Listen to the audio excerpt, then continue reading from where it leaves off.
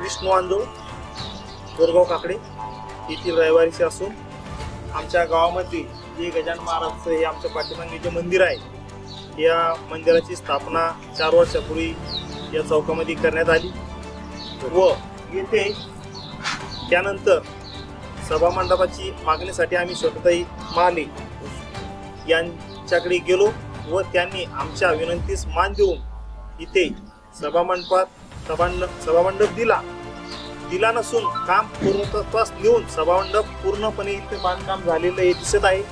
त्याबद्दल मी लाडके आमदार माननीय स्वतःताई महाले यांचे अगदी मनापासून आभार मानतो।